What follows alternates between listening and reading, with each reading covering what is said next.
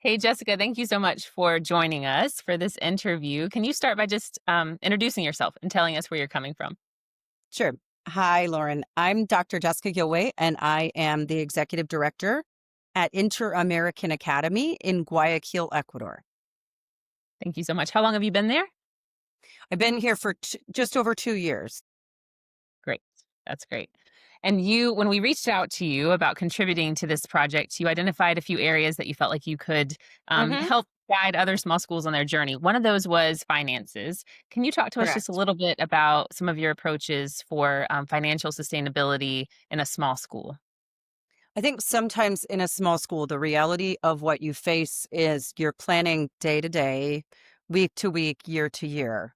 And it's the most dangerous thing that you can do because if you're not planning long term and you're not developing long-term financial plans and you're not being strategic about your finances, then last year we had power cuts for 5 months of the year, and they were for 16 hours a day. And we were surprised. We got a $50,000 surprise between generator costs and gas costs, right? Propane costs. And so the reality is that because we'd been thoughtful in our planning and we had an engaged, thoughtful team in terms of finances, we were able to make certain adjustments and we were able to not have that hit our budget too heavily.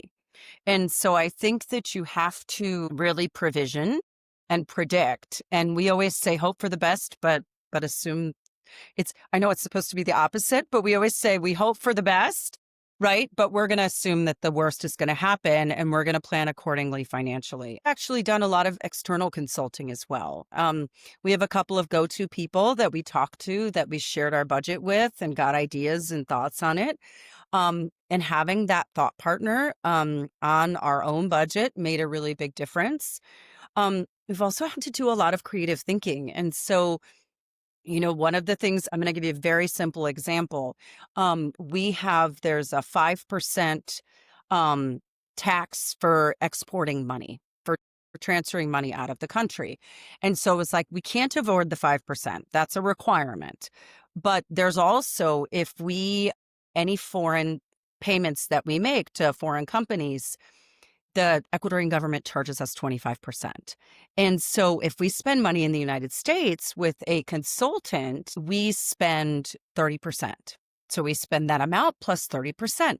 And and there's always these little rules that you don't know, these little tax gaps and rules. And so what we said is, what are the workarounds on this? And so we talked to different businesses and we talked to different thought partners and we said, okay, what are the workarounds? And what we found is three workarounds. Number one, we actively use our credit card because we have people who pay us in the United States. So if we use a US credit card and they pay us in the United States, the money's not leaving Ecuador. And so we're not having to pay the taxes on it. And that saved us almost $50,000 last year. And when you're a small school with 230 kids, $50,000 makes a difference. It's a huge difference. We also looked at are some of any of the organizations that we are working with, do they have another branch in another country that there is a tax, there's not this tax agreement where it's 25%. Mhm. And we were able to find a couple of the companies that we work with that do have branches in other countries, and then they invoice us from those branches. And so I just think that the reality is you have to we operate lean. Mhm. We already think very carefully and cleverly. But the other thing is a small school. You have to, and it's just like fundraising. You have to not be bashful to ask for things. And I don't say, I don't need it for free, but what can you help me with? Right? Like, we're small and we're important and we matter. And we have something to add to the field of education in this region. And we service a very key and important stabilizing population within the location that we're in. However, we can't pay that. So what can you help us with? Right. And I think in Latin America, everybody's all okay with negotiations. And I recognize and acknowledge that. But it's really big about the relationships, I think, is where can we say, hey, I know you want us to be part of this, but we need some help and support. We're certainly happy for that help and support to be reciprocal. But I think I lead that as a leader. And I say I put it out there, but then it comes back to me on people's willingness to help and support. And not that I want people to give things for free, but just that our ability to pay for a high level consultant is very different than someone else's. I I also recognize think, that so much. Yeah.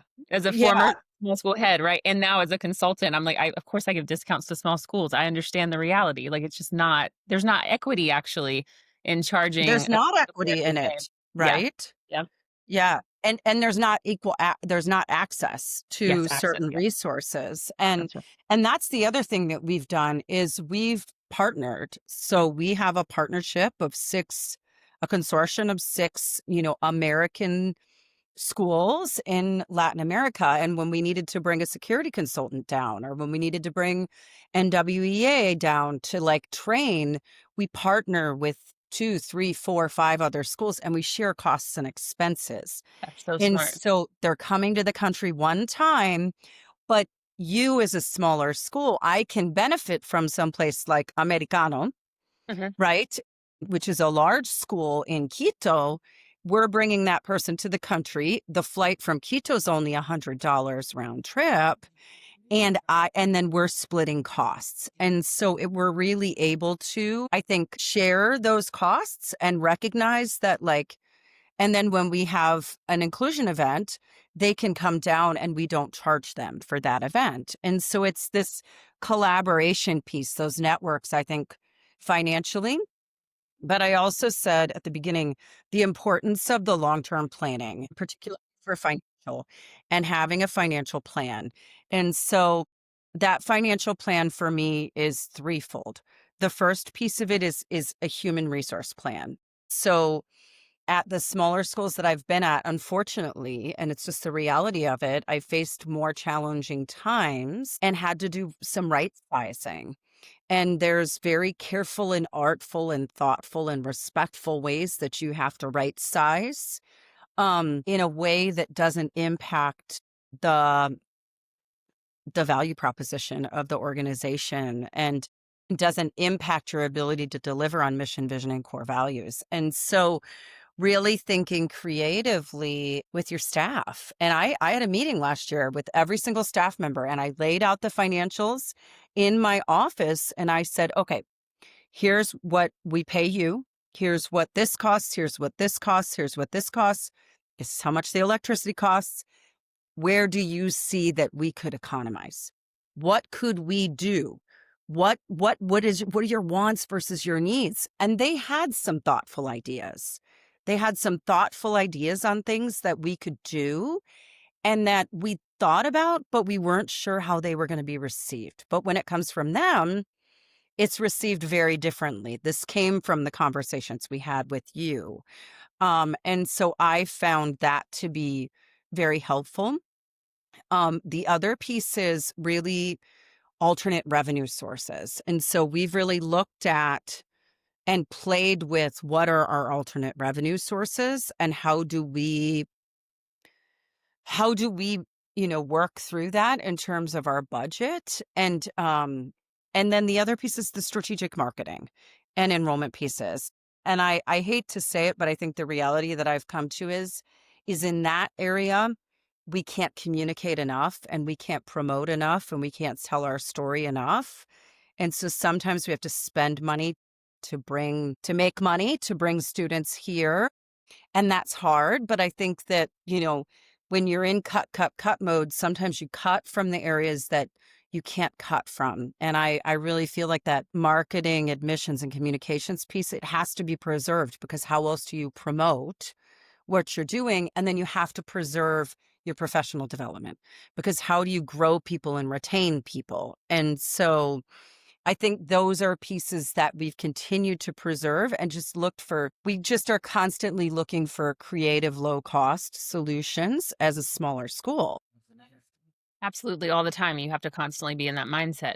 Can I go back to something when you were talking about the long-term financial planning and bringing staff in on the planning and having this really thoughtful process? Can you talk me through a little bit more about what that process looks like in terms of if you have consultants that help you with the financial planning as well, Correct. but the process of so you're bringing staff in, and then do you have, like, a framework, I guess, is more what I'm asking, that kind of Mhm. guides you, something that you could share with other schools, or is it very niche to your community? Well, so we did it by department and we brought people in. And I would say the framework for it was, we need to make this amount of reductions. And I've had to do this. I was also the head of a small school in Western North Carolina, an expeditionary learning outward bound school. And I said, we have to make $200,000 in reductions. So where do those come from? And, I think that it's important because it really plays into this idea of fair process. And I use the idea of fair process, which comes from, Harvard Business School, but it also comes from restorative practices, in the idea that, you know, you need you need to be engaged, right? You need to have, you know, expectation clarity on what's happening, right? Like you really need to, it needs to be clear and your voice needs to be heard. And so I think we walk through those pieces on it, like the three steps of fair process with them, and then we report back to them. And I think the reporting back is really key and important. And then I ask them specific questions, so I'm going to give you this overview, like, what questions do you have? What do you notice? What do you wonder? What is your, like, I'm going to give you 5 minutes to talk. Like, what's your crazy, wild idea that maybe you wouldn't suggest otherwise, but don't limit it now, because there is no limit to those suggestions. And so we do a lot of that work. And so there's pretty clear norms for them, and they feel safe to say, hey, okay, we see this. Like, if I had to be without an assistant in my classroom because I only have 8 students right now, I could do that, but please don't make me combine first and second grade. I can't teach first and second graders. So, which are all different models that we would explore. But I think when you lay those out for them and you say, okay, so if we only have 8 students here, but then we have 12 students here and we have 18 students over here, how do you balance the human resources? What I think it brings them into is the nuance of, these are not random decisions being made. These are very careful and thoughtful decisions. And so when we had to make reductions this year of 15% of our staff, people were sad. People had an emotional response, but they had also the information that they need. And they were able to say, I understand. 'Cause you operate transparency. As you're talking, I'm like, you're operating in this very transparent space of like, this is the reality. We want to do right by you. We are having a kind, compassionate approach, and also we have to have a balanced budget.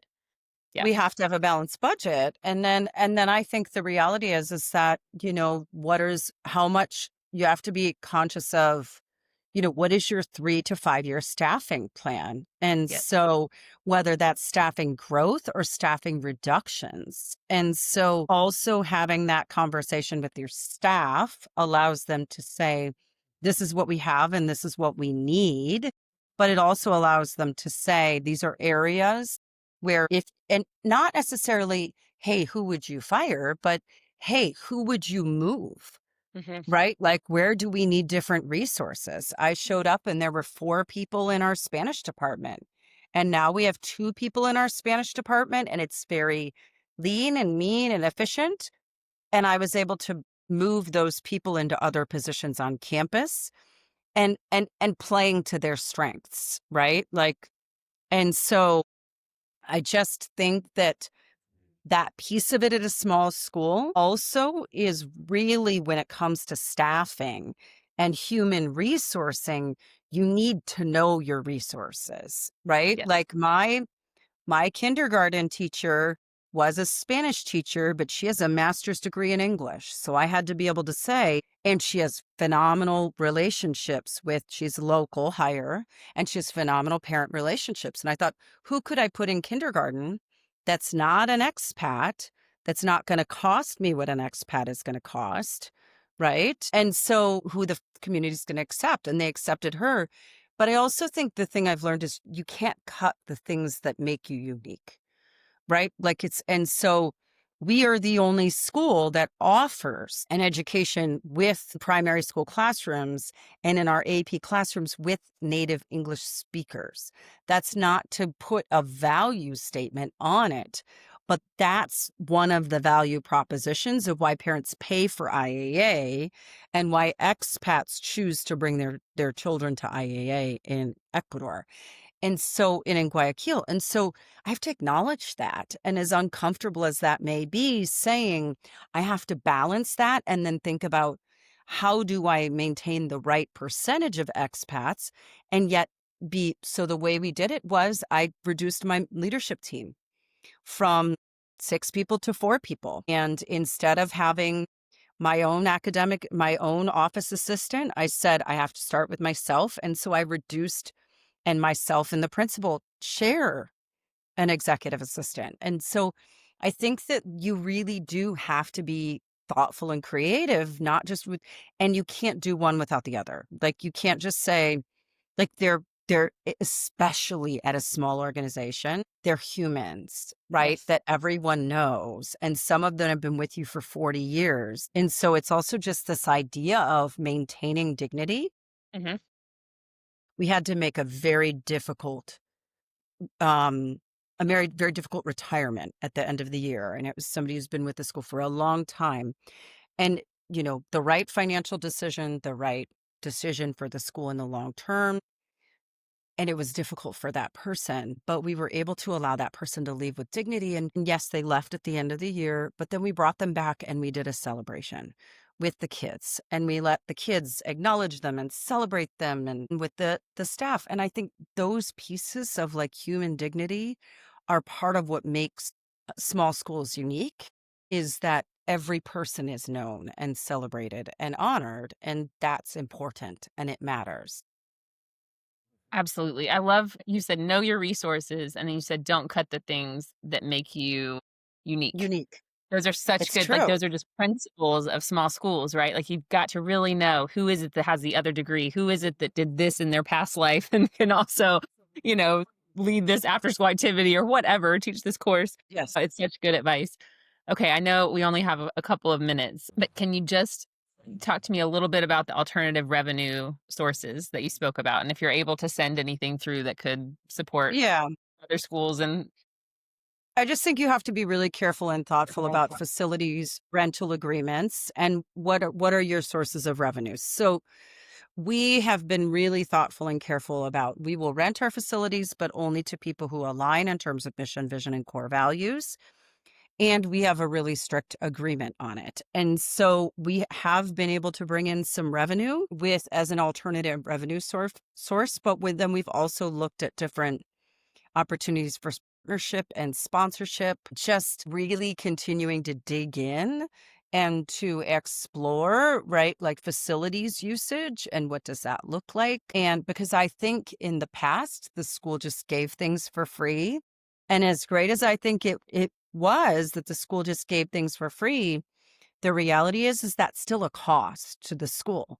The air conditioning, the lights at night to play basketball or soccer, like all of those things. So then the other thing that we've done some thinking about is if it's not a monetary exchange, it could be a goods exchange or it could be an in-kind exchange. We're open to all aspects of that piece of it as long as it doesn't have tax implications. And so we have to be able to tax shelter it appropriately. And so we've really looked at those different pieces of it and said, okay, this is what we can consider in terms of alternate revenue sources. And then right now we're even looking at a different kind of some aspect of a capital campaign that we might be able to do. And I have some financial one of my board members who's very savvy financially and tapping into your board members, right? Because they know people locally and they know how things are done locally, that intercultural competence. that's right, You yep. can't just ask people for money. You have to Yeah. partner with people and you have to build long-term relationships with people. And so I think that piece of it has really been key and important. Um, and I don't think you can build out those al- like alternative revenue sources unless you're visible, you have strong visibility, and you have clear goals with your partnership agreements that really are mission and vision align. Yes, absolutely. The way that you communicate what you've done and your values that come through and the way you talk about this is just it's really clear, Jessica. Thank you. Your leadership is just so valuable. I know you know that, but it really Thank is. You're very strategic while also truly considering humans in the best way. And so it's a thank you. beautiful balance as an example. Yeah.